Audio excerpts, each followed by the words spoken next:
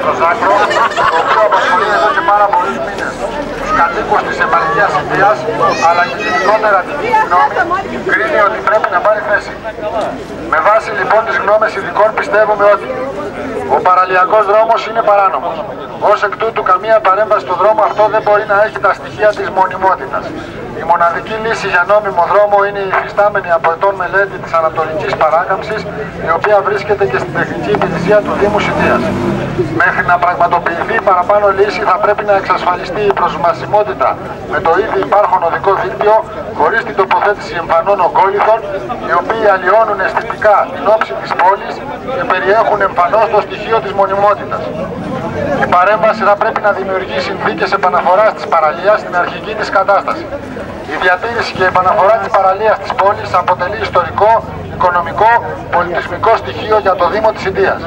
Η οποιαδήποτε λύση του προβλήματος θα πρέπει να θεωρεί δεδομένη αυτή την προϋπόθεση. Οι μέχρι σήμερα προτάσεις θα πρέπει να μπουν σε διαβούλευση, γι' αυτό και προτείνουμε κοινή συνάντηση του συλλόγου μας με την Περιφέρεια και τον Δήμαρχο. Επίσης είμαστε διατεθειμένοι να γίνουμε αλληλέγγυοι με τους δημότες της επαρχίας μας, το μεγαλύτερο μέρος των οποίων κατά την άποψή μας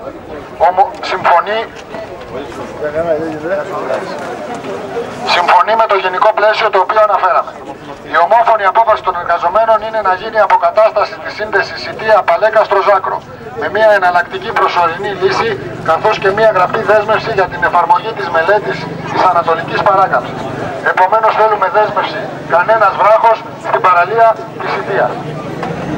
Προτείνουμε την άμεση συνάντηση της τεχνικής υπηρεσίας της Περιφέρειας καθώς και όλων των εμπλεκόμενων επιστημονικών φορέων, προκειμένου να εξευρεθεί η βέλτιστη προσωρινή λύση για την εξασφάλιση της σύνδεσης Ιτίας-Παλεκάστρου-Ζάκρου.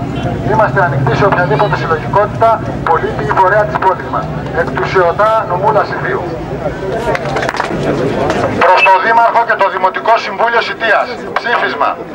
Οι συγκεντρωμένοι στην πλατεία της Ιτίας σήμερα, 14 Σεπτεμβρίου 2016 και ώρα 12.30, αποφασίσαμε να παραδώσουμε το παρακάτω ψήφισμα στο Δήμαρχο και το Διοικητικό Συμβούλιο Ιτίας.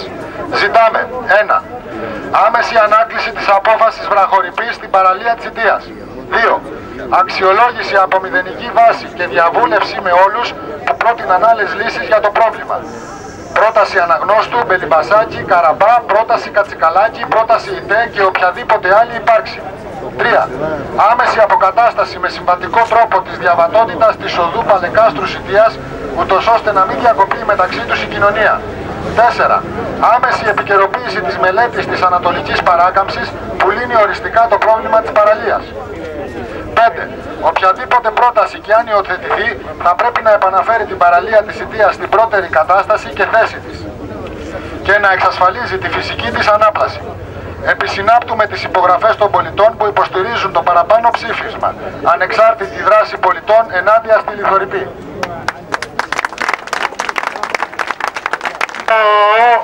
Πάρτε τους ογκόληθους και φύγετε από εδώ.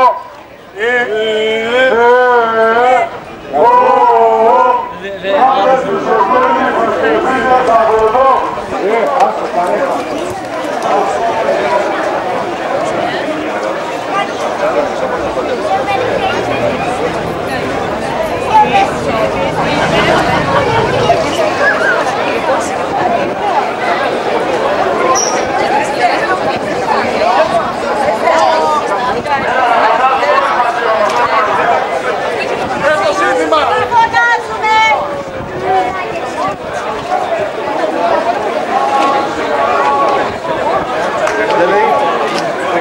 Γεια σου Μανώλη. Γεια.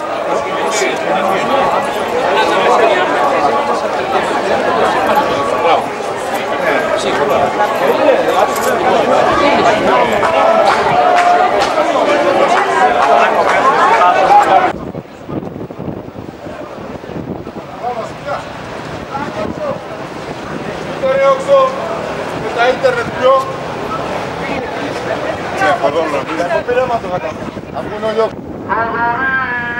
Και Πελαγία, όχι βράχια στη Σιτία. Θοδωρή και Πελαγία, όχι βράχια στη Σιτία. Όχι, πού μπροστά. Όχι, μέσα από τώρα, εδώ, μέσα μου, μέσα.